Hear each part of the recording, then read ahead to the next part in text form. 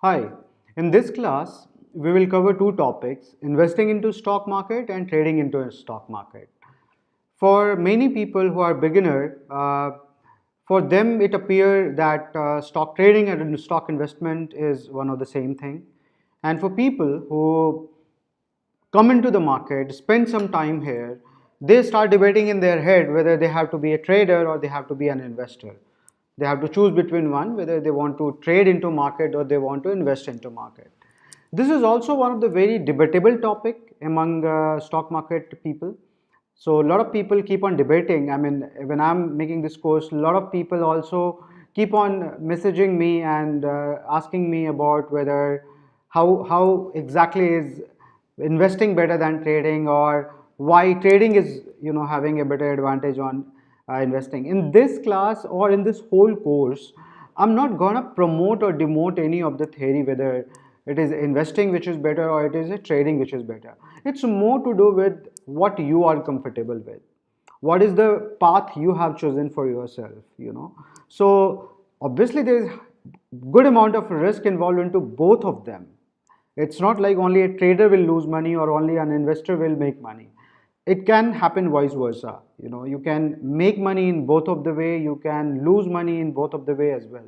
It's you who have to identify whether you want to be a trader or you want to be an investor into the market. And that has to be backed up with your skill set. In this course also, this complete course, we are talking about fundamental study, where we are going to understand how to do investment and how to manage the risk of your investment.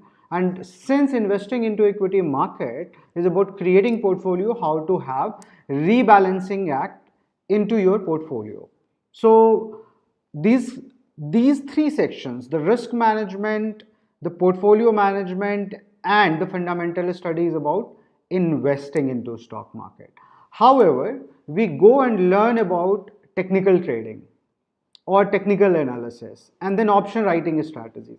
They are part of the trading mindset people. So if someone want to know all these things, they have to go to all the 10 sections.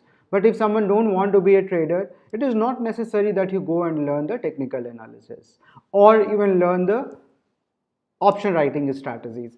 In risk management module, we are covering future and options. Now, future and option is the base of option writing strategy. You need to know options. So this is one overlapping chapter. Options can be used also to hedge your portfolio. Future can be used to hedge your portfolio, means protect your portfolio, apply a kind of risk management into your stock portfolio, and these instruments can be also used for trading purposes. Option writing strategies, option trading strategies are part of nothing but the trading tools, right? Similarly, technical analysis is more used for trading, more, not more, I mean it is used to it is this science has been developed to basically help traders, right? So I told you about how we are going to cover both of the cover both of the area, so that it help people who want to become investor as well and people who want to become trader as well. And moreover, it also give you an exposure that you can decide whether you are more like a trading mindset guy or an investing mindset guy. Well, let's jump to the topic now. Investing, very simple. You got resources, unutilized resources. So you, let's say, make 100 rupees per month. You spend 50 rupees per month. That's the basic necessity, then you are left with 50 rupees. Now what do you want to do with this 50 rupees? We are Indians, we believe in saving. We want to save it for our future use, right? So we will go and invest this money into real estate, gold, FD, or equity. And when we invest, doesn't matter where we are going to invest. Even if you go and invest into real estate, how long term it is you never buy one house today and sell after 15 months. You give it a time, 10 years, 15 years, and then you see that you make money into real estate. A house which you bought at 50 lakh rupees become 2 crore rupees house. Similarly, when you buy gold today, or let's say 10 years back when you bought gold or your parents bought gold, and you used to hear that time that the gold prices were 12,000 rupees per 10 gram, and right now it is 40,000 rupees per 10 gram. In 12 years it has given 4 times return. Well, nobody just bought the gold and sold it immediately. What they did, they bought it, kept it for a long period, and then allowed it to grow. Similarly, you go and do the FD for 1 year, 6 months, or for a longer time. In FD, there is a constant return which is promised from the bank side, so you do not worry about the time frame. But investing is something which is done for a long term perspective. So similarly, when you go and invest into stock market, so when you hear the story of Warren Buffett being a value investor, yes, he is a stock market investor. He invests looking at the value of the company, and he understands that the value at which he is buying is much lower than the value what this company deserves. And then he also see that this company is growing to grow multiple fold from here, and that's why they will make money. Well, this is called investing. Let's come back to the trading. In trading, you don't look at the long term, but you try to find opportunity in a very short term frame and try to take a benefit out of that opportunity. To understand it, let's have 2 3 examples here to understand trading in the right perspective. Okay, so you go and buy vegetables, right?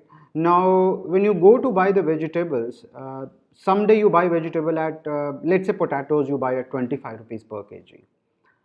The another day you probably get in the market 30 rupees per kg, right? Now, from the person you are buying potato, he must be buying it from somewhere, right? And so let me tell you the process. What happens? So he go to mandi, bigger mandi, and he bring potatoes from there. He have a data point, lot of data point. He's not a data scientist, but he knows from his experience that if he go to mandi and if he buy 100 kgs of potato, he will get it at 10 rupees per kg. When he bring the same potato in the city and start selling at his shop, he'll be able to sell at 20 rupees per kg. So he is quite confident that he will make profit in potato selling, buying from one market and selling from another market. At the end of the day, what he is doing? He is doing trading. In the morning he is buying, by the evening he is selling all the potato, and he got a very good strong data point that if he buy at 10 rupee, he'll be able to sell at 20 rupees and he'll make 10 rupee profit. On 100 kg, he'll make 1000 rupee profit. There will be transportation cost, the cost of the rental, then he is selling other vegetables as well, then he has employed some people. So trading is more like a business. The moment you start thinking that you are going to make money on a daily, monthly, quarterly or weekly basis, you start getting a mindset of a trader. Trading is a full-time activity. So this potato seller, this vegetable vendor, it's a full-time activity for him. He keep a watch on the market every day. He keep on a watch of the sentiment of his consumer every day. He know that he has to bring the good potatoes, and then only he will not lose customer but keep on building the customer base. So trading in a stock market is more to do with this only. Traders identify opportunity where they know that within very small span of time, sometime even as low as a fraction of second these days, when we talk about algorithmic trading, it is about executing multiple trades within a minute. Those trades which will be independently profitable for the people who are trading into the market. To as long as 30 minutes, 1 hour, half a day, 1 day. So trader perspective is almost always small time frame perspective. The trading techniques have evolved. The way value investing techniques have also evolved as per different sectors. I mean, the basic principle stays the same, that you have to look at the bigger market size. So now we'll get into more detailing of the investing and trading with more example. So investing is all about identifying those companies which are going to cater large pool of customers, which has big market size, and they have a potential also to reach to a place where they can serve to a large segment of that customer class. And if it is going to cater a very small segment of people, small segment of clientele, they have to be working in a very niche business area where they have a good pricing and good profitability on their services and product. So identifying those companies with strength and then investing into them in early stage is more about value investing. So people have different approach even in investing also. So some people think that passive investment, so now I'll bifurcate the investing also into two parts and then trading into multiple part as well. So first, again coming back to the investing side, so there can be two kind of investors. One investor, he could be an active investor, another could be a passive investor, right? So an active investor always keep on doing the relative valuation and keep on thinking that he always have to stay into only those companies which he finds still very valuable to buy or undervalued than its competitor. For example, let's say there is an investor, he thinks that he is an active investor. He will he'll try to beat the market and stay market neutral, and in order to that he is having some risk management measures, like as per the beta he is going to short nifty future to hold his portfolio and protect his portfolio. And then he thought, okay, 15% of my portfolio will be there into IT companies, and within IT companies also I'll just pick up the blue chip company. Now he have five options: TCS, Infosys, Wipro, then Tech Mahindra, and L&T Infotech, let's say. Out of these five companies, he think about investing into Infosys at this point of time because he think Infosys is more valuable. But he keep a watch on the other four stocks also. Then he got to know that Infosys has run up by 40% and given really good return. And now he feel that out of all these five companies, Tech Mahindra is probably the most valuable company. So what he'll do, he'll sell Infosys and buy Tech Mahindra. Well, this is kind of a strategy which active investors use. He keep on checking the relative valuation of companies and try to stay only into those companies which he thinks that still valuable to buy, and keep on selling those companies where they think that they have made enough money, right? Now there could be a passive investor who always think that no, if there is one company which is doing well for me, I'll stay invested into them for 5 years, 10 years without looking at its competition. If this company is working good for me, I'll stay there. Well, that is called the passive investors as well. Some investor can simply go and invest into index neat ETF and become the passive investor of the complete market, because he believes that in next 10 years the complete market is going to give 10%, 15% CAGR. Well, similarly you have different kind of traders. And to understand the different trading style and different kind of traders, let me tell you a very small story. I happened to meet a gentleman who was 75-year-old, and he had a broking house from his grandfather time. I mean, his stock broking house was situated in Lahore. Then they migrated to Delhi, and I just don't want to take the name, but yeah, they were quite a famous name till last 10 years in Delhi NCR region. So he told me one story that way back in 1970s, he used to trade, and he told me that that time, so I didn't verify this information, but I found it really a good example to include into trading class. So he used to tell me that there was Jaipur Stock Exchange and Bombay Stock Exchange, and they were rich people because they had two phone lines at home. I mean, getting a phone line in 70s is not a small thing. I have heard stories about Infosys where Mr. Narayan Murthy struggled 3 years straight in a row to get a phone line for his company Infosys. And that also when he was in a business of outsourcing where he has to make calls to US. Well, I also remember that even in 90s when I was growing up, getting a telephone line was still not that easy, and it were super expensive. Well, this is the background that telephone lines were a kind of costing, a kind of edge over other people, and this person was having two telephone lines, and he used to call both of the exchange broker at a time. And let's say in Reliance is trading, okay, so or any other ABC company is trading, so he will call and ask the price of ABC. At one exchange, let's say someone tells him that the price is 950 rupees, and on another exchange a person tells him that the price is 920 rupees. Then he'll instruct both of the brokers to buy sell. So where he is getting at 920 rupees, he will ask him to buy on behalf of him, let's say 500 shares, and the place where it is selling at 950 rupees, he will immediately sell that, okay, you sell at 950 rupees. You will wonder that is it a situation which can happen? Let me tell you, yes. When electronic exchange was not there, people used to trade on floor, and when they used to trade on exchange floor, the information didn't used to go, travel so fast the way it travels so fast these days.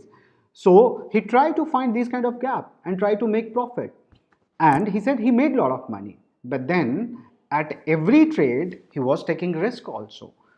Out of 5 phone calls in a day, he may not find 5 trades and just find one trade. But still, those 4 calls will cost him a lot of money, because even if he's going to spend 2 minutes here, 2 minutes here, 4 minutes, those days are like 150 rupees, 160 rupees in daytime. Now, even more than that, I remember in 2001, I used to pay 32 rupees for 1 minute of phone call. And that's why we used to go after 11 p.m. in the night so that we can call at our home from our college in Bits Pilani at 6 rupees per minute, because I remember it was 24 rupees per minute in the daytime and 6 rupees after 11 p.m. Well, this guy was calling in the daytime in 70s. I assume that the per minute phone call will be anything between 50-60 rupees. And those days, 60 rupees into 4, 240 rupees will be a good sum. So he was taking that risk. That risk plus he had that advantages. So similarly, people these days, the traders these days have different kind of advantages. So these days, the latest world is going around algorithmic trading, where people work on the order book, people work on the information which they can catch faster than anybody else, and they can send their order faster than anybody else in the market. NSE, BSE, they have started giving facilities like colocation, where they are happily ready to place the servers of these traders within the exchange, which will be connected to the stock trading system.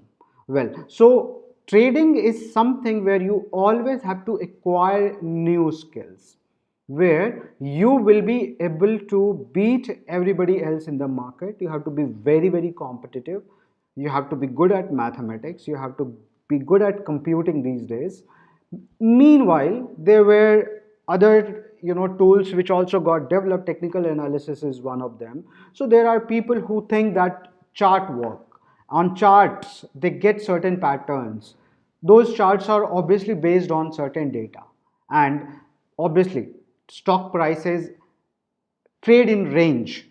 So within that range, they know that at certain point of time maximum selling happens, at certain point of times the maximum buying happens. So they keep on tracking these data points and try to trade using technical analysis as well. In option trading strategy, some people are option trader. Option is an instrument which is more like an insurance. So people either try to become insurance buyer or insurance seller in terms of option writing, and then try to see that they are able to get an arbitrage between 2-3 different options and take some money home there also. In different situations, they think that since there is certain premium or certain premium which is only at risk, but the opportunity will be very, very big when trade actually turn into their favor, they do option trading strategy. So there are different kind of traders. Traders are people who just go and take every 1 minute trade. People call it scalping. There are intraday traders who know that in certain trading sessions, certain psychology work from the market, and they try to take advantage on those data points, right? So it is important that you identify yourself whether you want to be a trader or an investor. My suggestion is only one: you cannot be both. Trading is a full-time activity. If you want to be a trader, You cannot do it passively. If you are doing it, okay, I mean, this is a lecture, this is a class where I was just trying to explore and tell you people my own understanding about trading and investing. But here I'm going to give you a suggestion also, because I know people who are taking my class, they will come back with a lot of questions.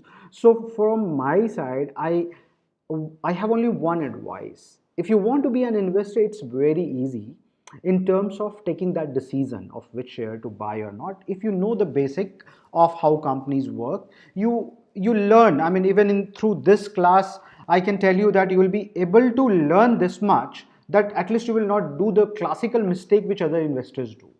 So it's very easy if you are working class person and learning through this course so that you can safely invest into it, you will be able to achieve through this course only.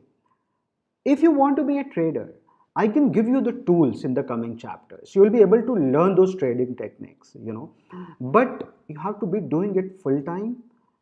It will require a lot of practice and patience and discipline, which you have to keep as a trader. So it is very important that you define yourself. My suggestion is only one: you must define yourself whether you want to be a trader or an investor. Market is good for both of them. Both of them can make money and lose money together. you know it's all about how one person is trying to perfect himself. Not everybody who is going to learn technical analysis will make money. Not everybody who is going to learn technical analysis will only lose money into the market. Some of them will really outbeat others, so you have to be one of them if you are deciding about becoming a trader. Well, so after this class, I want that you understand this part, that investing and trading are two different area altogether. And when you are coming into the stock market, you have to define yourself very clearly on day one based on your own behavior.